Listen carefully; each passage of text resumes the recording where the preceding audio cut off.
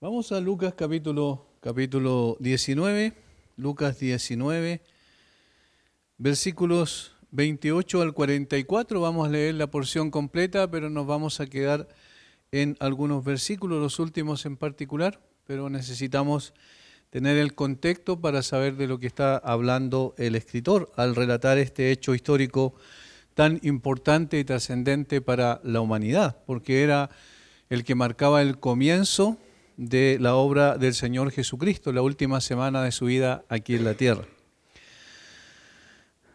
Dicho esto, iba adelante subiendo a Jerusalén. Y aconteció que llegando cerca de Betfagé y de Betania, al monte que se llama de los Olivos, envió 2 de sus discípulos, diciendo: Id a la aldea de enfrente, y al entrar en ella hallaréis un pollino atado en el cual ningún hombre ha montado jamás, desatadlo y traedlo. Y si alguien os preguntare, ¿por qué lo desatáis?, le responderéis así: porque el Señor lo necesita. Fueron los que habían sido enviados y hallaron como les dijo. Y cuando desataban el pollino, sus dueños le dijeron: ¿por qué desatáis el pollino? Ellos le dijeron: porque el Señor lo necesita. Y lo trajeron a Jesús, y habiendo echado sus mantos sobre el pollino, subieron a Jesús encima, y a su paso tendían sus mantos por el camino. Y cuando llegaban ya cerca de la bajada del monte de los Olivos, toda la multitud de los discípulos, gozándose, comenzó a alabar a Dios a grandes voces por todas las maravillas que habían visto, diciendo: bendito el Rey que viene en el nombre del Señor, paz en el cielo y gloria en las alturas. Entonces algunos de los fariseos de entre la multitud le dijeron: Maestro, reprende a tus discípulos. Él respondiendo les dijo: os digo que si estos callaran, las piedras clamarían. Y cuando llegó cerca de la ciudad, al verla, lloró sobre ella, diciendo: oh, si también tú conocieses, a lo menos en este tu día, lo que es para tu paz, mas ahora está encubierto de tus ojos. Porque vendrán días sobre ti cuando tus enemigos te rodearán con vallado y te sitiarán, y por todas partes te estrecharán, y te derribarán a tierra y a tus hijos dentro de ti, y no dejarán en ti piedra sobre piedra, por cuanto no conociste el tiempo de tu visitación. Hemos visto cómo este es uno de los hechos quizás más reiterados, porque los 4 evangelios contienen este evento en particular, y la razón por la cual está reiterado en los 4 evangelios, porque obviamente marca, como dije, el inicio del camino de Cristo a la cruz. Es uno de los eventos más significativos. Normalmente, ¿cierto?, hay una iglesia, la iglesia de la religión más popular del mundo, una de las más populares, dice que es el Domingo de Ramos, y lo celebran a través de una recordatorio que hacen llevando algunas ramas, ¿verdad?, para que las bendigan. Evidentemente nosotros no hacemos eso porque no tiene mayor sentido, es un hecho histórico irrepetible, y lo que sí necesitamos conocer son las razones por las cuales Jesús hizo esto, y eso es lo que realmente importa, y eso marca también el tema en cuestión de la entrada de Jesús a Jerusalén en ese momento preciso, cuando ya se acercaba el tiempo en que debía ser entregado conforme a su plan y a su propósito. De tal manera que todas estas consideraciones son importantes, además de mostrar valor en el Señor Jesucristo, porque Él sabía lo que iba a ocurrir en una semana más o en menos de una semana en Jerusalén, en el mismo lugar donde iba entrando. Él era consciente que era su última Pascua que iba a celebrar, y al mismo tiempo también entonces eso indicaba que sabía que iba a morir en manos de hombres pecadores, de sus propias criaturas, en definitiva siendo Él el creador de todos ellos. Nosotros vimos que habían varias cosas que podíamos ver en cuanto a este evento en particular, y es lo que vimos la semana anterior, al menos 2 cosas que consideramos. La primera, el carácter del rey, y la segunda, la aclamación del rey, si recuerdan. El carácter del rey, respecto a eso, vemos como todos los detalles que se describen aquí son detalles significativos que muestran el carácter del Señor Jesucristo de una manera especial. Cada detalle tiene que ver con la forma en que el Señor ordenó ese momento, y que muestra que Él era soberano y omnisciente al mismo tiempo. No solo conocía todas las cosas, sino que había preordenado todas las cosas al darle la instrucción a sus discípulos. Versículo 29. Y aconteció que llegando cerca de Betfagé y de Betania, al monte que se llama de los Olivos, envió 2 de sus discípulos diciendo: id a la aldea de enfrente, y al entrar en ella hallaréis un pollino atado. Dijimos que no dice probablemente pueden hallar un pollino, sino hallaréis un pollino atado, es decir, exactamente como el Señor lo había dicho. Hay otros textos paralelos de los evangelios que muestran que el pollino estaba atado no en el lugar donde normalmente lo hacían, atrás de las casas, en el patio detrás de las casas, sino adelante, en la parte de adelante de la casa, de tal manera que cada uno de los detalles implican que todo estaba preordenado por el Señor en su soberana determinación. Tenía el control absoluto aún sobre los detalles. Lo segundo que vimos, que además de ser el rey soberano, también vimos que el rey era, no obstante, humilde en su primera venida, porque tomó un animal de carga y lo escogió para sobre él montar y bajar, descender hacia Jerusalén desde el Monte de los Olivos. Y esta es una manifestación de humildad absoluta. No fue en un caballo blanco, ¿cierto?, en un corcel lleno de lujos y ornamentos como lo hacían los reyes normalmente, sino que este rey venía en un asno, en un animal de carga que no tenía ninguna trascendencia desde el punto de vista de su importancia. Por lo tanto, muestra aquí su humildad. Y lo tercero que vimos en cuanto al carácter del rey es que el rey tenía toda autoridad. No fue cuestionado cuando los discípulos le dice vayan a esa aldea y encontrarán esto y esto otro, y digan esto y esto otro, y ellos van y hacen exactamente lo que Jesús les dice. Pero no solo eso, sino cuando le dicen, si los dueños le dicen, ¿por qué desatáis el pollino?, ¿cierto?, como realmente le dijeron los dueños, entonces les diréis, el Señor lo necesita. Simplemente esa palabra implicaba autoridad absoluta y las personas no lo cuestionaron en sí. Todo esto obedecía a la profecía de Zacarías 9:9, donde se anticipaba la primera venida del Señor Jesucristo. Más adelante, al final de Zacarías, va a mostrar la segunda venida del Señor Jesucristo, pero en este caso era la primera venida del Mesías entrando a Jerusalén. Esta manifestación pública de que Jesús era el Mesías prometido lleva como consecuencia a su aclamación en los versículos siguientes, versículos 35 en adelante, como vimos, y la celebración se hace notoria por medio del reconocimiento de que Él era el Rey que venía en el nombre de Dios. Versículo 38, bendito el Rey que viene en el nombre del Señor.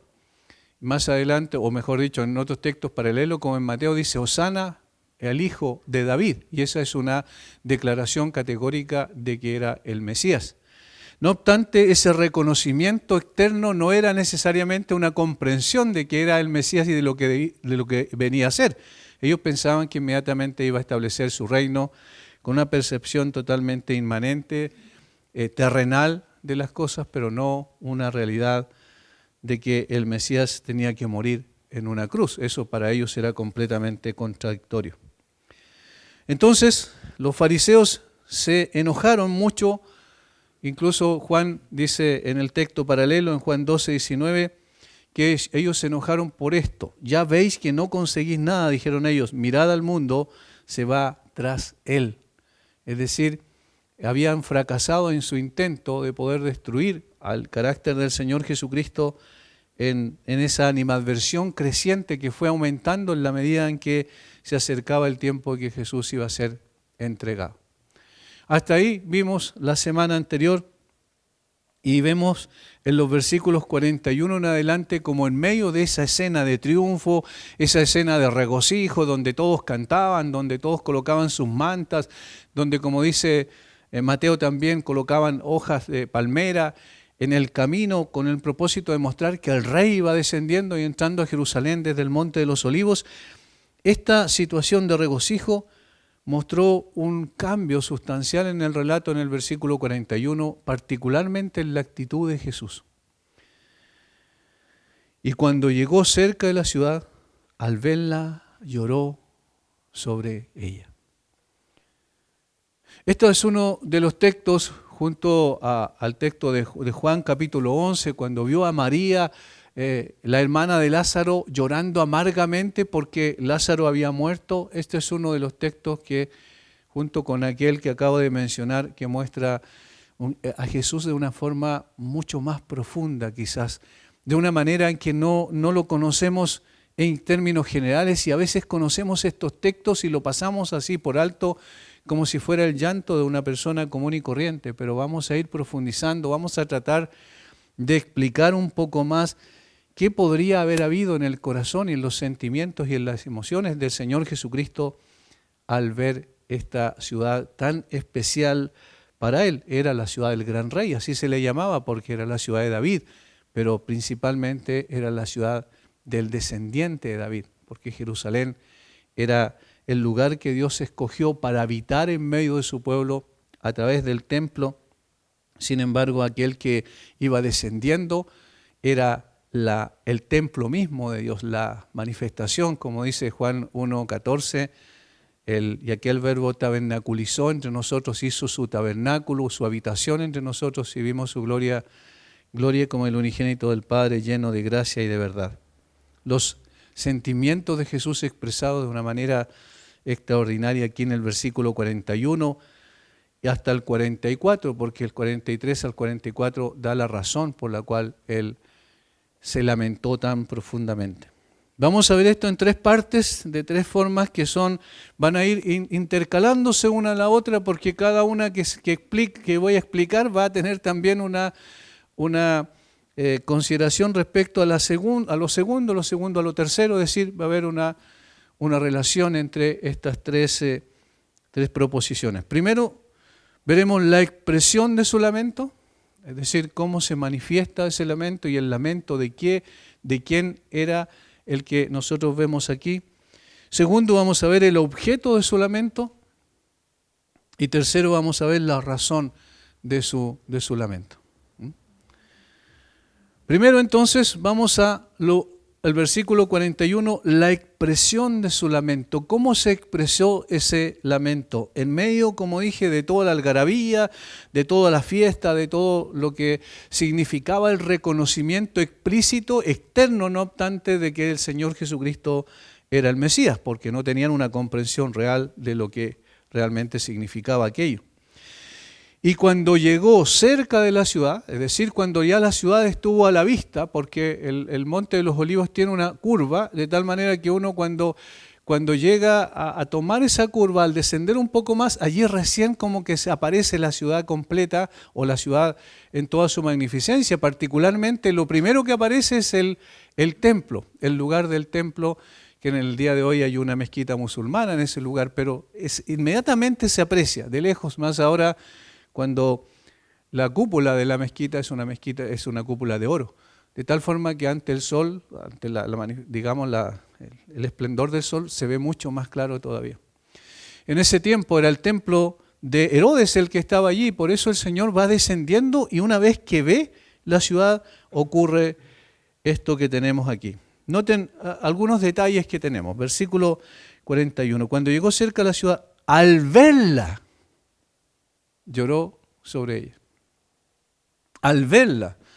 ¿Qué es lo que vio? Los edificios, lo que vio el esplendor del templo, la grandeza, la magnificencia del templo, los muros perimetrales, porque los muros estaban justamente antes del templo, alrededor del templo, que es como una especie de monte, ¿cierto? Donde abajo está, antes de eso, entre el monte de los Olivos y abajo en el valle está el valle de Cedrón, que se llamaba, y luego vienen los muros perimetrales del templo y el templo propiamente tal. O sea, los muros perimetrales de la ciudad y el templo como tal. Al verla lloró sobre ella.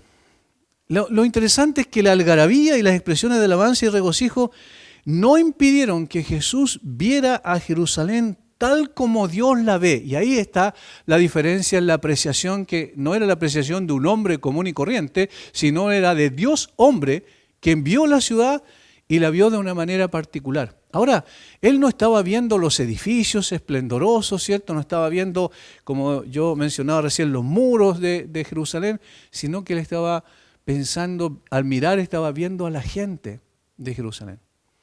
Su mirada no era una mirada estructural, su mirada era una mirada espiritual. Su mirada no era superficial, sino que era profunda. Estaba viendo al corazón de la gente con una de una forma penetrante. No vio someramente, sino exhaustivamente. Jesús podría estar disfrutando del triunfo, sin embargo estaba sufriendo por ver la ciudad con los ojos de Dios. Vio una ciudad llena de religiosidad, pero vacía de piedad. Vio una ciudad llena de ceremonias y rituales, pero sin una relación, no una ciudad que tenía una relación con Dios. Y cuando me refiero a la ciudad, me refiero a la gente, obviamente. No había una relación con Dios, había una relación con un sistema religioso. Había una relación que se había acostumbrado a realizar esta relación religiosa, ¿cierto?, del cumplimiento de ciertas cosas que debían hacer. Y de hecho, alrededor de 2 millones de personas, dicen más o menos los teólogos, que se reunían en la fiesta de la Pascua, de la misma manera en la fiesta de Pentecostés, 2 millones a 2 millones y medio de personas en Jerusalén.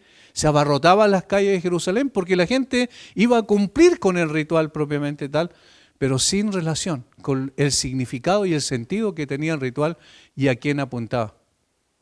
Por lo tanto, Jesús vio a una ciudad y en sí misma una nación sin vida espiritual. Vio una ciudad dominada por el legalismo y la hipocresía de sus líderes espirituales. Vio una nación en tinieblas en lugar de iluminada por la verdad. Vio una nación a la cual había venido a salvar, despreciando dicha salvación al rechazarlo a Él. Es decir, lo que el Señor vio a mucha gente completamente perdida, confundida por ese sistema religioso. Y no porque cumplían con los rituales que el Señor había establecido en la ley, sino porque cumplían con esos rituales sin entender el espíritu de la ley, sin entender el propósito de esos rituales, que eran guiar y conducir hacia la persona de Cristo. Pero Él, el que era el cumplimiento, ya estaba presente. Sin embargo, ellos seguían todavía lejos del Señor, rechazándolo a Él y buscando hacer su voluntad, cumpliendo externamente con lo ceremonial, pero sin una intención correcta ni una visión correcta de lo que significaba una relación con Dios. Fue tanto su dolor, que aquí se expresa, que no pudo contener sus lágrimas, que son la expresión de un corazón compasivo. Se dolió profundamente por la verdad en su condición, en que el pueblo estaba en una condición perdida.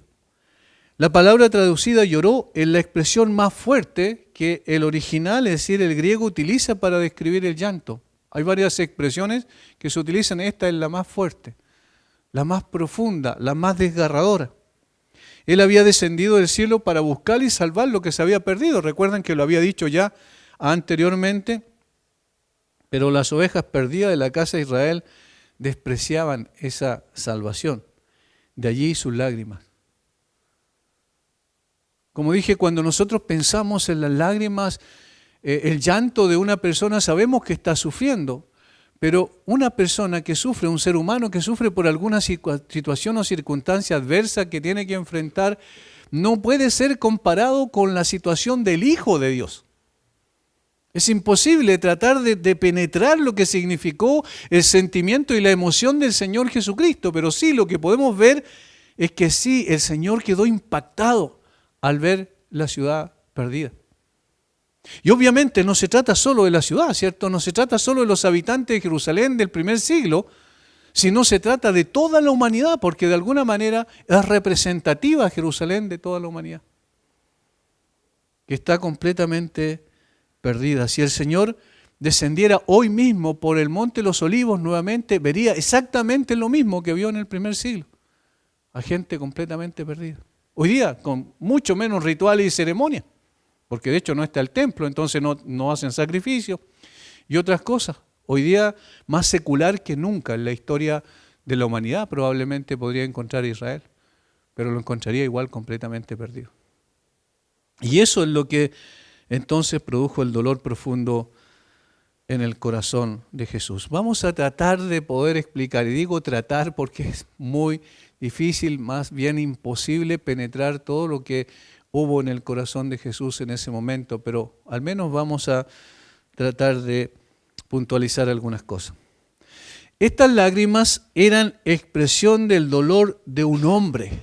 Jesús lloró como hombre, al ver a aquellos con los cuales se había identificado, había tomado una naturaleza humana para identificarse con ellos, para sufrir lo que ellos sufrían. De alguna manera, ¿cierto? Vemos como él sufrió cansancio, agotamiento físico, como también tuvo que tener horas de sueño para reponerse, para recomponer sus fuerzas.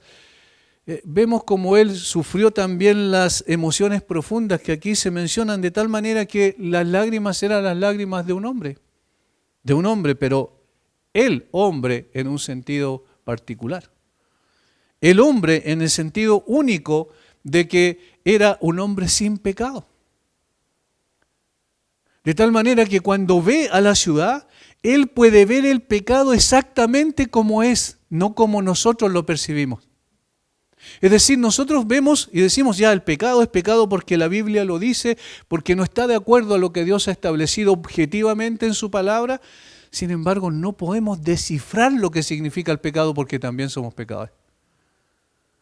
Pero aquí estaba el hombre perfecto llorando al ver el pecado en toda su magnitud. El que nunca había pecado, el que nunca pecó, ni siquiera en pensamiento, en sentimiento interno, menos en acción, el que tuvo control absoluto, como dice el apóstol Pedro en su primera carta en el capítulo 1, versículo 23 en adelante, cuando dice que cuando le amenazaban, ¿cierto? No devolvía esa amenaza, él simplemente soportó todas esas cosas, nunca pecó en ningún sentido y bajo ninguna circunstancia. Por lo tanto, eran los sentimientos de tristeza humana más profundos que alguna vez alguien pueda definir. El único que podía definir el pecado tal cual era el hombre perfecto. Eran lágrimas de un hombre. Pero estas lágrimas también eran la expresión de un judío, porque eso era Jesús, humanamente hablando. Era un judío. Y ojo con lo que se está diciendo en el día de hoy, que dicen que Jesús era un palestino. No tiene nada que ver con eso, es una cuestión política que están tratando de buscar, ¿cierto?, acomodar su posición, la posición respecto a lo que está pasando hoy día en Medio Oriente, pero lo que Jesús era realmente era un judío, era descendiente de David, desde el punto de vista humano. ¿Qué es lo que podría ayudarnos a entender un poco más las lágrimas de Jesús como un judío? Bueno, porque el corazón de Jesús fue impactado profundamente porque había venido a los suyos. Es decir, ¿quién eran sus conciudadanos? Aquellas personas que eran de su misma raza desde el punto de vista humano. Había venido a los suyos y los suyos no le recibieron, como dijo Juan. Aunque amaba a todo el mundo, sin lugar a duda, tenía un sentimiento singular con Israel. Se hizo uno de los suyos, ¿cierto? Uno con los suyos, quiero decir, para salvarlos. Del mismo modo que Pablo, cuando dijo en Romanos capítulo 9, versículos 2 y 3, tengo gran tristeza y continuo dolor en mi corazón, porque desearía yo mismo ser anatema, separado de Cristo, por amor a mis hermanos, los que son mis parientes según la carne. Pablo sufrió posteriormente porque habían rechazado a Jesús y él lo conocía y sabía que era la esperanza de Israel. Sin embargo, la esperanza de Israel había sido desechada por los judíos. Pablo sufrió profundamente, pero el sufrimiento de Cristo era más profundo. El sentimiento del judío en esencia, del verdadero judío, de aquel que hizo la voluntad perfecta del Padre, de aquel que cumplió completamente la ley, que no falló en un punto, ni en ningún momento, como dije, y circunstancia, falló en transgredir la ley. Era el judío perfecto, eran lágrimas de un hombre, eran lágrimas de un judío. Pero estas lágrimas también eran la expresión de un maestro, de alguien que venía a enseñar, de alguien que venía a guiar y conducir al pueblo hacia Dios, de alguien que venía a acercar al pueblo hacia el conocimiento de su Dios. Jesús se presentó a sí mismo como la luz del mundo, entre muchas otras cosas. Pero los hombres amaron más las tinieblas que la luz, porque sus obras eran malas. Jesús los invitó a seguirlo y les prometió que el que eso hacía no andaría en tinieblas, sino que tendría la luz de la vida. Eso dice en Juan capítulo 8, versículos 13, 12 y 13. Por lo que Jesús vio como los hombres desecharon sus instrucciones y tuvieron en menos sus promesas. El Señor vino como el que venía a enseñar, a guiar al pueblo, sin embargo desecharon su guía y su enseñanza. No queremos que este gobierne sobre nosotros, dijeron en un momento, ¿cierto?, una parábola que dijo poco antes el Señor Jesucristo en el contexto anterior. No queremos que este reine sobre nosotros. De tal manera que había un rechazo al Señor en ese aspecto como un maestro. No quisieron escuchar sus instrucciones, simplemente lo desecharon. De allí sus lágrimas eran las lágrimas de un maestro, de un hombre, de un judío, de un maestro. Pero también estas eran las expresiones o la expresión de un profeta. Dice el autor de Hebreos que en la antigüedad Él les habló, Dios les habló a los hombres a través a nuestros padres por los profetas, dice, pero ahora nos ha hablado a través de su Hijo. Jesús era el profeta, Deuteronomio capítulo 18. Aquel que le prometió a Moisés que iba a venir de entre ellos, le dice, a Él oiréis. Y aquel que no oiga a ese profeta será cortado del pueblo. De tal manera que Jesús era el profeta por excelencia. Jesús fue enviado por Dios para llamar al hombre al arrepentimiento, para volverse a Dios. ¿Recuerdan cómo comenzó su ministerio terrenal? Arrepentidos porque el reino de los cielos se ha acercado. Más adelante, arrepentidos y creed en el Evangelio.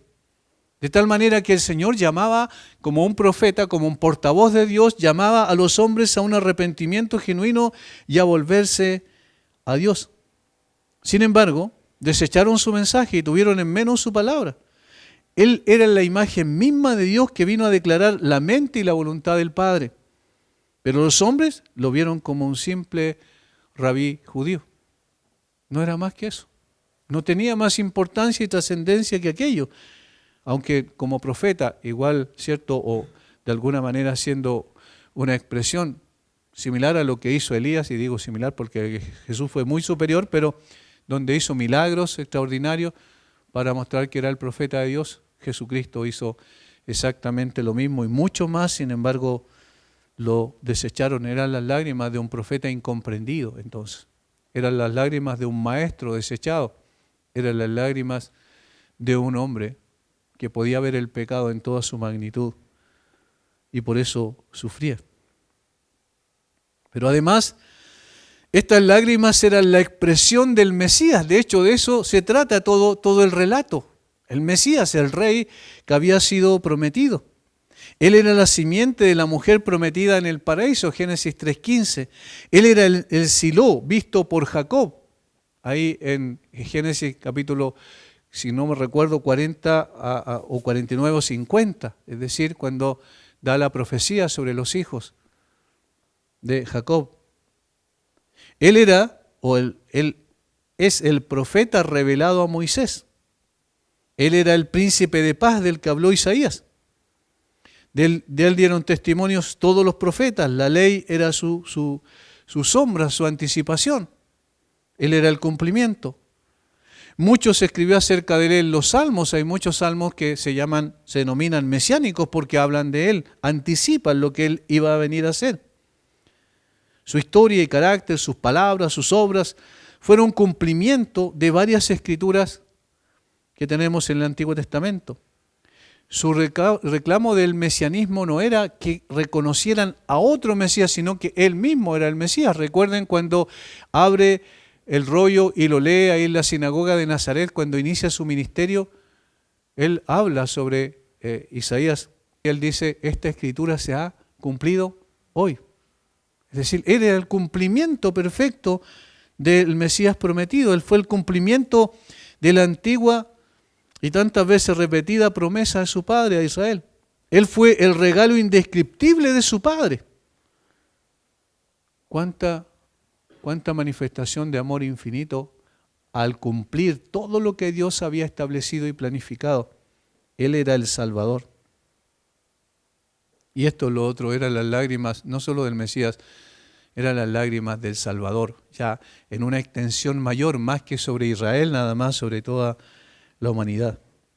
Un Salvador que era totalmente consciente de la profunda maldad del pecado. Su santidad perfecta le llevaba a ver en toda su dimensión el pecado que subyugaba y destruía a su criatura. Por esa razón descendió del cielo, para salvar lo que se había perdido, pero se encontró con la obstinación y la rebeldía del pueblo. Él vino a salvar, pero la gente lo rechazó, no lo aceptaba como tal. Estas eran las lágrimas del Dios hombre, porque era 100% Dios, 100% hombre. Como Dios se entristeció, dice alguien, como hombre lloró. La razón por la cual adicionó una naturaleza humana a su naturaleza divina fue para salvar al hombre perdido, pero el hombre tomó otro camino. De allí que Dios se conmovió y el Dios hombre lloró. La conmoción era mucho más grande, como dije, que la que nosotros podríamos tener al ver cómo alguien está sufriendo. El sufrimiento que Jesús percibía en la gente era mucho más profundo y trascendente. No tenía que ver con una situación puntual nada más, sino que tenía que ver con algo que iba más allá de esta tierra, con el lugar en que estos hombres iban a morar para siempre, o en la eternidad con Él, en gozo perpetuo o en sufrimiento y condenación eterna. No era una situación simple. El Señor lloró profundamente porque Él sabía que esa ciudad y representativa de toda la humanidad estaba completamente perdida. Estas lágrimas de Jesús eran la expresión de un corazón sensible al dolor de sus criaturas. Eran la expresión de un corazón compasivo, porque Él no se complace en la muerte del impío. Eso dice la Escritura. Le entristeció ver a los hombres amar sus pecados. Le entristeció ver a las personas rechazar el Evangelio. Le entristeció ver al pueblo escoger su propia miseria. Y eso fue lo que pasó. El pueblo escogió su propia miseria. Hermanos, si nosotros tuviésemos una visión similar como la de Jesús y un sentimiento similar, lo más probable es que no estaríamos tranquilos con la perdición del hombre. Y eso es lo que se ve todos los días. Nosotros vemos a profesionales, nosotros vemos a obreros, nosotros vemos a vecinos, nosotros vemos a diferentes personas en sus diferentes oficios, pero en definitiva, ¿qué es lo que no vemos? Que esas personas van rumbo al infierno. Y eso es lo que el Señor Jesucristo percibió claramente y por eso se entristeció profundamente por ello. Por eso estas lágrimas no son meramente algo de una emoción del momento que Él tenía. Todo lo que Él hizo al descender del cielo, al despojarse a sí mismo, al dejar sus prerrogativas divinas, al venir a vivir entre los hombres, fue con el propósito de salvar, de buscar y salvar a aquellas personas que se estaban perdiendo. Y cuando viene como cumplimiento al pueblo de Israel, le rechazaron categóricamente. Alguien puede decir, pero si recién estábamos diciendo hace poco que lo aclamaron como Mesías, pero estas personas no tenían el concepto correcto del Mesías. Ellos reconocieron ciertas características en Él que era posible aclamarlo y reconocerlo como Mesías en términos superficiales, pero no tenían la visión correcta de que Él venía a establecer un reino primeramente invisible y que luego se manifestaría en algo visible en su segunda venida. Ellos creían que Jesús iba, al llegar a Jerusalén, inmediatamente implementar su reino en la tierra. Jesús vio por anticipado lo que significaba la ira de Dios que vendría sobre Él para que no cayera sobre los hombres que lo merecían. Jesús sabía que era el sustituto, el que iba a morir en el lugar de los hombres pecadores, aquellos que lo odiaban con todo su corazón. Él por amor venía a ser su sustituto en la cruz. Él estaba dispuesto a recibir la justa ira del Padre sobre Él para que no cayera sobre los demás. Sin embargo, estas personas que estaban allí en ese momento y las personas que han vivido durante los demás siglos en adelante, todas ellas y también desde Génesis 3:6 en adelante, 3:7 en adelante, toda la humanidad está en esa condición. Y por lo tanto, todo aquel que rechazara al Señor Jesucristo como su sustituto, ¿qué iba a pasar con ellos? Iba a caer la ira de Dios sobre ellos. Y Jesús, como Dios hombre, podía soportar la ira de Dios, pero los hombres no soportarían la ira de Dios. Esa es la visión que Él tenía. Él iría a la cruz, no retrocedería por temor a aquello que él sabía que iba a ocurrir. Estaba dispuesto a ver hasta la última gota de la copa de la ira divina. Por lo que no era esto lo que lo entristecía, sino la terrible condenación de aquellos que lo rechazaron. Eso era el dolor más grande. La ira de Dios vendría sobre ellos y no podrían resistirla. Al mismo tiempo, las lágrimas de Jesús son un llamado perentorio al arrepentimiento. Hasta el día de hoy ocurre lo mismo. Hoy nos está diciendo que las personas vayan a Él. Él ha hecho provisión para que esas personas en lugar de condenación tengan salvación. El sacrificio ya ha sido hecho. Todo está adelante con el propósito de que lo tomen las personas para obtener esa salvación tan grande que nunca merecieron. Sin embargo, ¿qué ocurre hoy? Exactamente lo que ocurría en el primer siglo. Por eso, el paso de los siglos y de las diferentes sociedades en las cuales se ha vivido durante la civilización en general, ¿cierto? No solo occidental, oriental también, todo esto sigue siendo lo mismo. El corazón del hombre no ha cambiado en absoluto. Se sigue rechazando a Jesús, y aunque Jesús se manifestara hoy visiblemente como lo hizo en un cuerpo humano hace 2000 años atrás, la gente seguiría rechazándolo, porque sigue amando más las tinieblas que la luz, porque sus obras son malas. Esto nos dice que estas lágrimas fueron derramadas para decirnos a nosotros en el presente: escapa para salvar tu vida. No te pierdas. La obra de Cristo es suficiente. Ven a Él ahora o perecerán. Eso es lo que está diciendo a través de estas lágrimas, de este llanto profundo del Señor Jesucristo. Esta es la expresión del lamento, la manera en que se manifestó. Segundo, versículos 41 y 42, el objeto de su lamento, es decir, por quiénes se lamentaba en particular, en específico, en ese momento. Cuando llegó cerca de la ciudad, al verla, lloró sobre ella, diciendo: oh, si también tú conocieses, a lo menos en este día, lo que es para tu paz, mas ahora está encubierto de tus ojos. Aquí hay una expresión de tristeza muy grande. Miren lo que dice: lloró sobre ella, sobre Jerusalén. ¿Qué era Jerusalén? Desde el punto de vista contextual, ¿qué es lo que era Jerusalén en ese momento? Jerusalén era el centro, el lugar donde, como dije, Dios había establecido hacer su habitación. Allí se construyó el templo de Jerusalén. Allí se llevó, finalmente, después de algunos siglos, se llevó el tabernáculo de reunión. Primero, antes de que estuviera el templo, lo llevaron a Sion y allí introdujeron el tabernáculo con el propósito de que la gente se acercara al Señor a través de los sacrificios.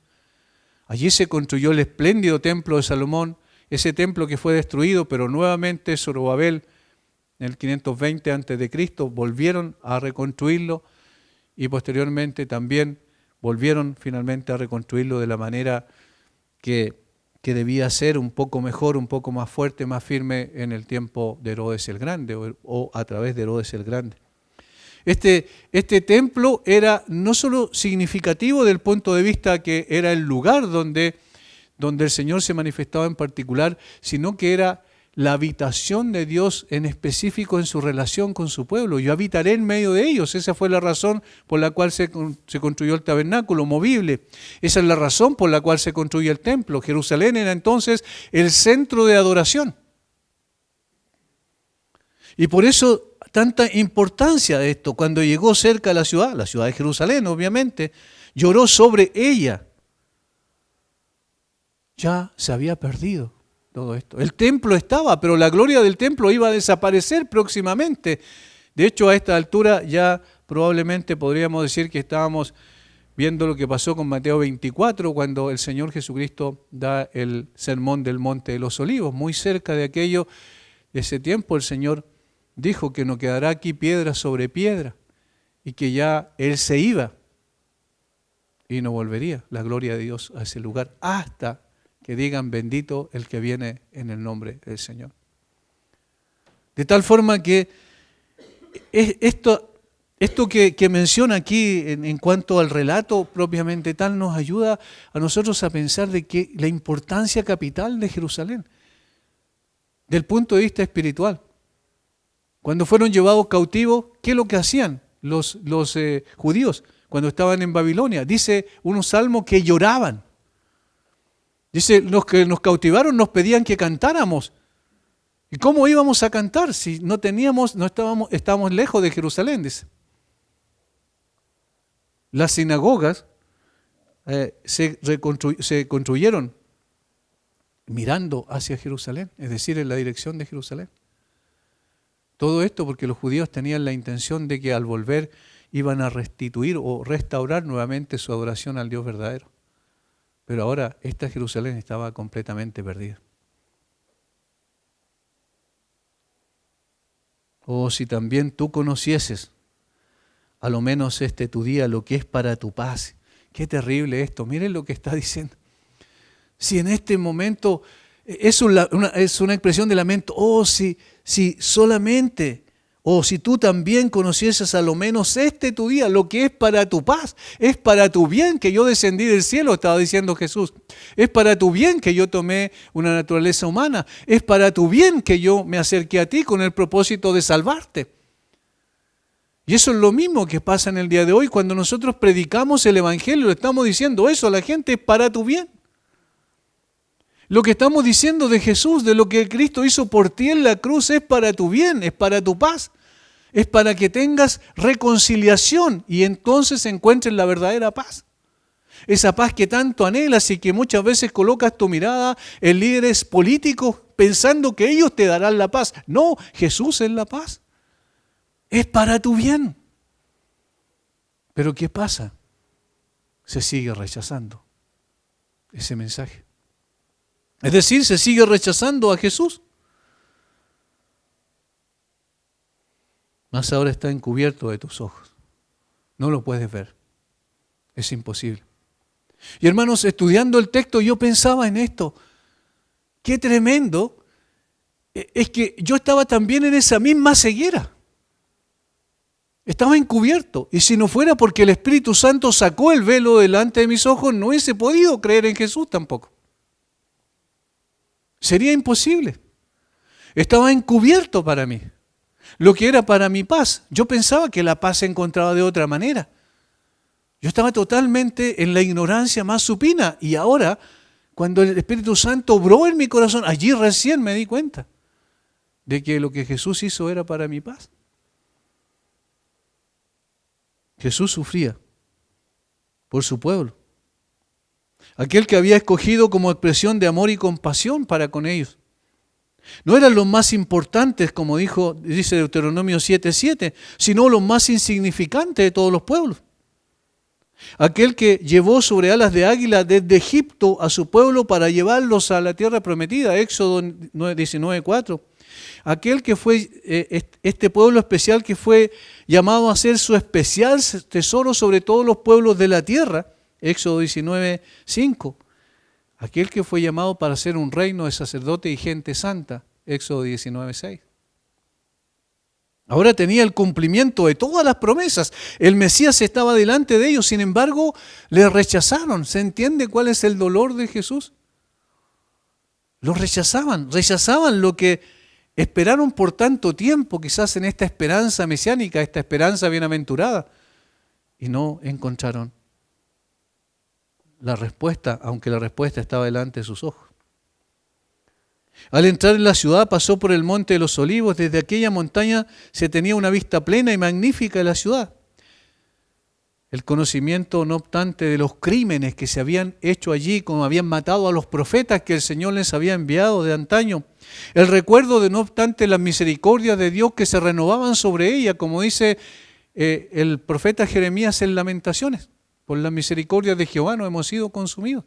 A pesar del terrible castigo que vino en el 586 a.C. sobre Jerusalén, no obstante, el Señor todavía tenía misericordia de su pueblo. La certeza de que podría haberse salvado si hubiera recibido a los profetas y al mismo tiempo que hubiese reconocido al Mesías que estaba delante de sus ojos. pero como dice otra escritura, pero su pueblo no lo quiso a él. Por eso debía ser entregado a la desolación total. El objeto del dolor del Mesías era un pueblo que caminaba rumbo a la perdición.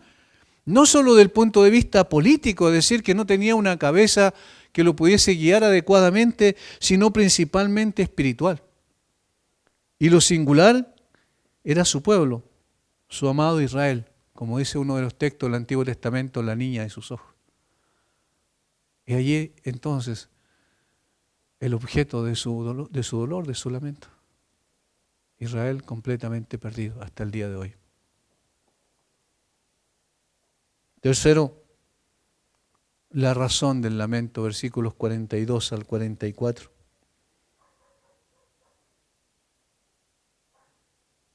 Diciendo, oh, si también tú conocieses a lo menos en este día lo que es para tu paz, mas ahora está encubierto de tus ojos, porque vendrán días sobre ti cuando tus enemigos te rodearán con vallado y te sitiarán y por todas partes te estrecharán y te derribarán a tierra y a tus hijos dentro de ti. Y no dejarán en ti piedra sobre piedra, por cuanto no conociste el tiempo de tu visitación.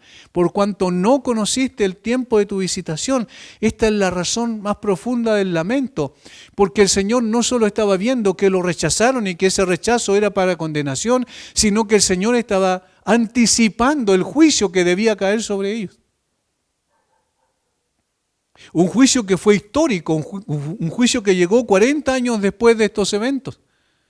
Un juicio que llegó con características terribles. Los historiadores, Flavio Josefo, por ejemplo, cuenta, y algunos otros cuentan lo que pasó el año 70 después de Cristo, cuando el general Tito, que posteriormente fue emperador, vino y arrasó con Jerusalén. Pero fue terrible, terrible. Sitiaron a Jerusalén por un buen tiempo, de tal manera que se morían de hambre. Que los niños morían y a veces ellos tuvieron que comerse hasta los propios niños para poder sobrevivir, sus propios hijos. Dicen los historiadores que ya no habían árboles donde encontraban un árbol para poder construir otra cruz para todos los que sacrificaron. Los crucificaron. Cientos y miles de judíos. Por causa de que ellos rechazaron al Mesías. Tratemos de entender un poquito entonces cómo el dolor del Señor, la razón del lamento tan profundo del Señor era que no solo el hecho de que lo rechazaban, no era una cosa así egocéntrica como Jesús, me están rechazando a mí, sino sabía que en el rechazo de Él venía la salvación de sus almas y la salvación de su pueblo como tal. Y que además Él tenía que descargar también su justa ira sobre su pueblo, en un castigo terrible, que era una anticipación, obviamente, el castigo más complejo. A medida que hemos ido avanzando en esta exposición, ya hemos sondeado hasta cierto punto la razón del lamento. Jesús no estaba pensando en sí mismo cuando llora por Jerusalén, sino en aquellos que estaban tan cerca de la salvación, a los cuales les fueron hechas las promesas, quienes eran los depositarios de la ley y a quien pertenecían los pactos, para usar las mismas palabras que Pablo utiliza en Romanos 9. Ellos estaban a punto de ser juzgados por Dios, pero este juicio no era nada más que una anticipación de un juicio todavía mayor y definitivo. Esta es la razón por la cual se afectó profundamente su corazón. Y el Rey triunfante, el Señor de Sión, lloró. En medio de toda su prosperidad y de todas las aclamaciones de la multitud, el corazón del Redentor del mundo, dijo, alguien se apartó de las señales de regocijo hacia las miserias que estaban a punto de sobrevenir a su pueblo culpable. Las descripciones de lo que aquí tenemos se cumplieron tal cual, es decir, en una forma casi perfecta en términos de detalles. Lo que ocurrió fue exactamente eso. Por ejemplo, vendrán días sobre ti cuando tus enemigos te rodearán con vallado. Ese vallado es cerco, ¿cierto? Pero en ese sentido eran una especie de trincheras, pero eran trincheras no que se hacían hacia abajo, es decir, que se hacía un canal donde se parapetaban los soldados, sino que era algo que hacían como una especie de muro, de muro, que eran más o menos en ese tiempo alrededor de 5, digamos según el historiador Flavio Josefo, eran alrededor tenía alrededor de 8 kilómetros, donde rodearon completamente la ciudad. El general Tito hizo eso con sus soldados romanos con el propósito de que nadie pudiese entrar y nadie pudiese salir. Y de esa manera entonces condenaban a las personas a morir de hambre, porque se les acababan las provisiones y finalmente tenían que rendirse o simplemente morir de hambre. Lo que ocurrió también en Masada, posteriormente en el sur de Israel, que también es un hecho, en realidad ocurrió poco antes de la destrucción de general Tito, 67 a.C. aproximadamente, lo de Masada, pero más o menos para ilustrar lo que significaba. La descripción del juicio que se derramaría sobre Israel es terrible. Habían desechado al Mesías y ya no había nada más que hacer, no había esperanza. Y eso es la razón por la cual sufría el Señor. Esa es la razón. Tus enemigos te rodearán, te sitiarán y por todas partes te estrecharán.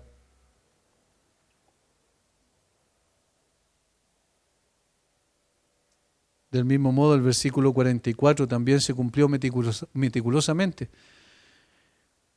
Ocurrió literalmente, Tito hizo pasar un arado sobre el lugar donde estaba el templo. Todo esto se hizo porque rechazaron a Cristo. Israel desapareció de la faz de la tierra en el año 70 después de Cristo. Volvió a reaparecer recién en 1948. De tal manera que el juicio de Dios duró muchos siglos sobre Israel. Pero no tenemos que pensarlo solo en el sentido étnico, es decir, que fue sobre una etnia, sobre un pueblo en particular. Esto es lo que anticipa lo que Dios hará, porque el rechazo de Jesús no va a ser gratuito. La gente no entiende eso y por eso busca afanosamente, y saben, hay una tristeza grande que uno siente cuando ve lo que pasa en la sociedad. La gente busca afanosamente un Mesías. Apareció una persona ya que está haciendo bien las cosas desde el punto de vista que uno lo considera cierto humanamente, y entonces allí están los ojos de la persona. Él va a cambiar todo, Él va a hacer que las cosas funcionen, va a haber paz, va a haber esto otro. Y después de un tiempo, todo se viene abajo, porque maldito el hombre que confía en el hombre. La gente no entiende que el Mesías ya vino hace 2000 años atrás, y el Mesías vino, hizo la obra gloriosa que tenía que hacer para liberarnos verdaderamente de la esclavitud del pecado y la muerte. Pero no obstante se sigue rechazando. Cuando nosotros pensamos en Dios sufriendo, quizás es extraño para nosotros eso, pero el Señor se siente profundamente cuando el hombre parte rechazándolo a Él. Porque lo que espera es mucho más terrible que lo que ocurrió en el año 70 con los israelitas. Es mucho más terrible, es una separación eterna de Dios y eso es incomprensible para nosotros. Ni siquiera podemos describirla, pero significa que no hay ninguna esperanza para una persona que muere sin Cristo. Ninguna esperanza. Y esto tenemos que recalcarlo con toda la fuerza necesaria porque las Escrituras así lo presentan. Es terrible una persona que no tiene a Cristo, lo tiene todo y al mismo tiempo no puede tenerlo todo y no tiene nada. Eso es lo que ocurrió con Jerusalén. De allí que el Señor, antes de ir a la cruz, antes de sufrir sobre sí el castigo que merecíamos todos nosotros, está viendo a la ciudad totalmente perdida y en ella la humanidad perdida. Esa es la razón por la cual el Señor se estremece. Este llanto de Jesús debería estremecer nuestros propios corazones también como creyentes. Si nos identificamos con Él, entonces deberíamos identificarnos también con el dolor del Salvador. Él todavía está sufriendo, Él todavía está llorando, Él todavía está lamentándose a través de nosotros. Porque ¿qué es lo que vemos nosotros? Una humanidad perdida.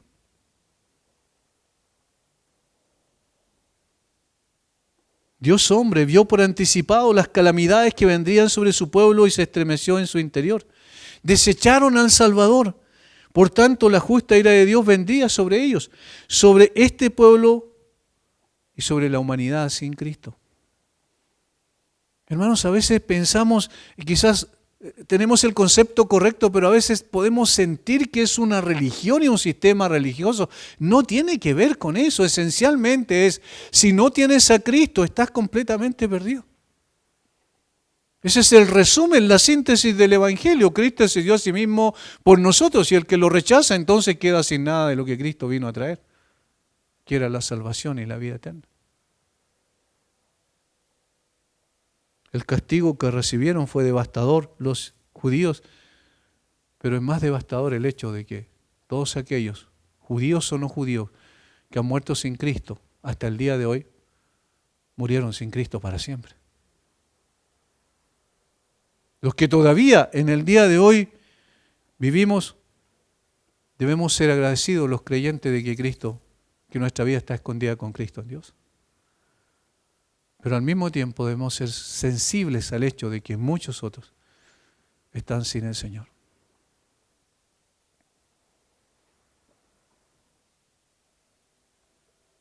Jesús lloró sobre la ciudad, Jesús lloró sobre la humanidad. ¿Qué vamos a hacer nosotros al mirar al mundo sin Cristo? Padre, te damos gracias a ti por tu palabra.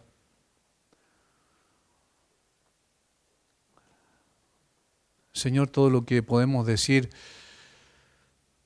es nada en comparación a lo que realmente significó para ti ver a una ciudad perdida a la cual tú venías a buscar y salvar. Y sin embargo, la obstinación de sus corazones te rechazó categóricamente y finalmente te pusieron en una cruz. Señor, y nosotros fuimos bendecidos de una manera especial por ese hecho trágico. Nosotros alcanzamos salvación. Señor, pero ¿cuál es nuestra actitud en el día de hoy? Ayúdanos a revisar nuestro corazón. ¿Es insensible ante la perdición de las personas que viven y mueren sin Cristo? ¿Está endurecida nuestra alma y nuestra conciencia al ver a las personas, Señor, caminando todos los días más cerca del infierno? Padre, ayúdanos a poder sentir con tu corazón, ver y apreciar las cosas desde tu perspectiva y poder actuar, Señor, con diligencia también. Y seguir proclamando a otros que tienen que ir a Cristo hoy, antes de que sea demasiado tarde. Ayúdanos como iglesia, Señor, a poder expresar también sentimientos como los que Cristo expresó, pero actuar con la diligencia con la que Cristo actuó. Danos de tu gracia para ellos, por favor, Padre. Oramos en el nombre de Jesús. Amén.